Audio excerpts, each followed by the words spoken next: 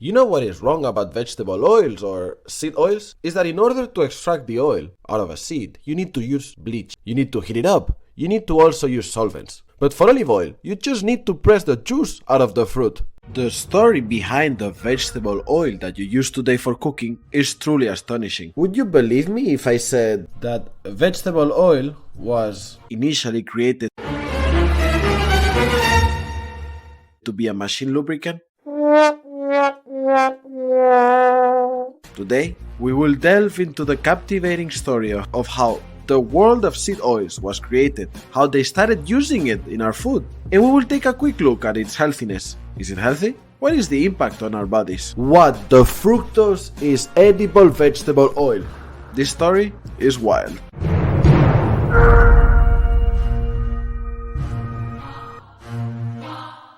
To understand the full story, let's journey back to the 1870s, when two soap makers, William Procter and James Campbell, does this name recall something to you? Embarked on a revolutionary venture to make bars of soap at a cheaper price. Soap, at that time, was primarily made from rendered pork fat, known as tallow. Soap was sold in huge wheels that were sliced into custom-sized portions at general stores. Procter and Gamble decided to take a chance by mass-producing individually wrapped bars of soap.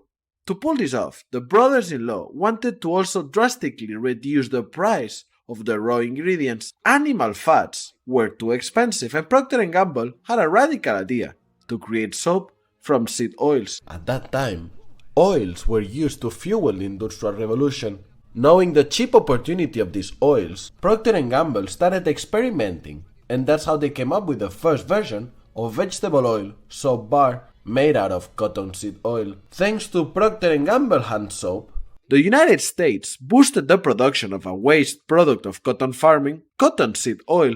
To ensure a steady, cheap supply for soap production, the company formed a subsidiary in 1902 called Buckeye Cotton Oil Company. Before processing, cottonseed oil is cloudy red and bitter to the taste because of a natural phytochemical called gossypol. Gossypol today is used in China as a male birth control and is toxic to most animals. Procter & Gamble soon realized that cottonseed oil could not only be used for cheaper hand soap, but also for edible oils.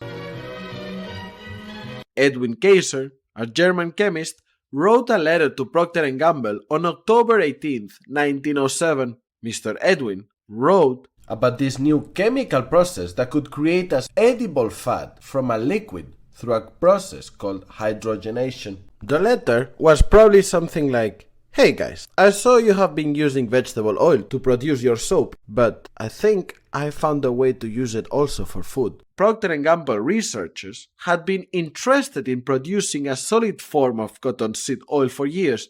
Let me make sure you follow me. In the mid-19th century, what was considered a waste, in the beginning of the 20th century, it was about to enter to the houses and food tables of many American households. From discarded lubricant to edible food, oil made out of seeds was about to enter our homes because of a process called hydrogenation. The company purchased US rights to the patents and created a lab on the Procter & Gamble campus, known as Ivory Dale, and then they started experimenting with this new technology. Soon, the company's scientists produced a new creamy, pearly white substance out of cottonseed oil. It looked a lot like the most popular cooking fat at that time, lard. It did not take long until Procter & Gamble sold this new substance, known today as hydrogenated vegetable oil, to home cooks as a replacement for animal fats. In 1911, their flagship product was created, Crisco. Convincing homemakers to swap butter and lard for a new fat created in a factory would be quite a task. So the new form of food needed a new marketing strategy. Never before had Procter & Gamble, or any company for that matter, put so much marketing support or advertising dollars behind a product. Health claims on food packaging were then unregulated. In an unregulated market, companies can say whatever they want without any consequence. So the company took advantage of that and started claiming Crisco as a healthy substitute of animal fat. The copywriters claimed that cottonseed oil was healthier than animal fats for digestion. They wanted to conquer the market at any cost, and health did not seem to be their number one priority. They wanted to be advertised everywhere, and they did. Magazine publications, doctors' review, street food giveaways. They wanted all Americans to make the transition to their new cooking fat. All advertisements were focused around the same idea. Procter and Gamble encouraged homemakers to try the new fat and realized why its discovery will affect every family in America. They found me out hunting up some good Crisco cooking. You know, I thought I knew just about everything you could make with Crisco until these ladies showed me their Crisco cooking. It was amazing. I just couldn't believe how many different things you could make with all vegetable Crisco. Flaky crust. Oh, it smells great. And golden brown apricot fritters. Hey, I sure would like to share some of these recipes with other folks. Wish you would. Good. You'll be amazed at all the great tasting new things that you and Crisco can make.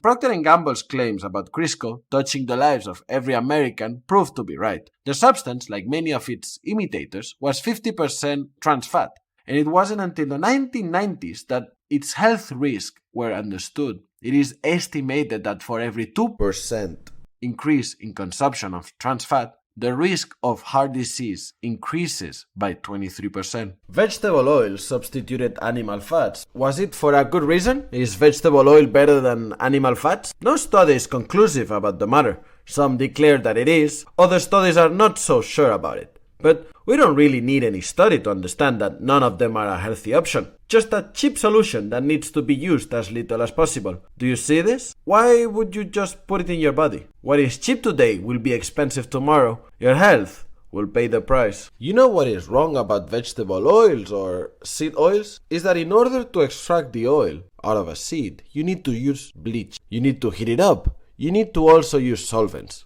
But for olive oil, you just need to press the juice out of the fruit. The process of creating industrial seed oils is highly unnatural. The oils extracted from these seeds undergo refining, bleaching, and deodorizing before they're even deemed suitable for consumption.